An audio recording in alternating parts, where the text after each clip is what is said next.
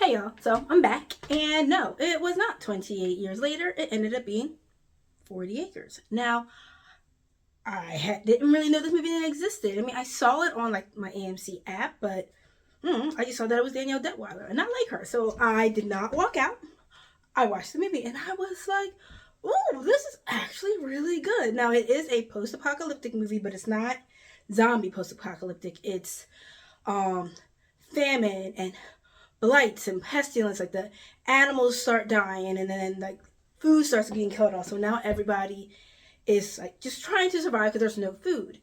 And then Detweiler, she plays like the head of a family, like a matriarch of a family who has their own farm. Now this movie takes place in Canada. This is like a Canadian movie. Now she is a descendant of Black Americans that were enslaved, and in this timeline, like they were able to escape during the Civil War and make it to Canada, and now they have this farm. Okay. And she was also in the army, and so she knows how to take care of her farm. She knows how to train people and everything. So and then her husband is also in the army, and he's played by Michael Gray Eyes. I think that's how he says his name. And he's a First Nations. He's from the Muskeg Lake Cree Nation. Hope I said that correctly. If I didn't, I'm gonna put it somewhere. And what I loved about this movie was the incorporation of him being indigenous and him speaking his First Nations language to his kids. Not even just like the kids that he brought with him, but they are now a family that is her husband.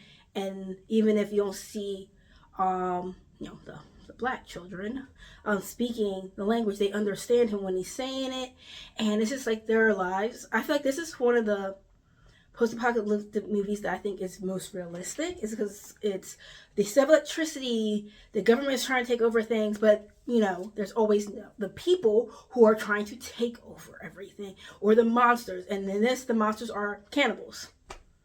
They are cannibals. They are killing people, and you see them eating people. Not just like, oh, I'm gonna chop your body up and cook you like Hannibal Lecter. No, they're like, blood, it's gross.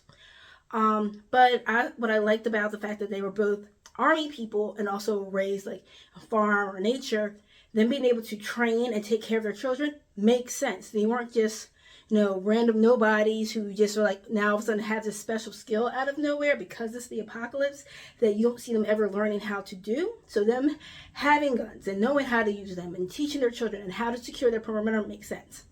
And I like that the message of it was like, yes, don't trust nobody, but you can't not trust anybody, because then when somebody who is trustworthy is here, bad things may happen because you don't believe them, and now you can't help them, and now people are telling you lies. Like there was this thing where the son lies to his mom and his family when he wouldn't have had to if his mom wasn't so distrustful of other people. But either way, the movie it's a very different post-apocalyptic movie, and I definitely recommend seeing it. And when you have a chance, or wait till streaming, you don't necessarily have to go see the movies. All right. You don't have to be perfect to be amazing.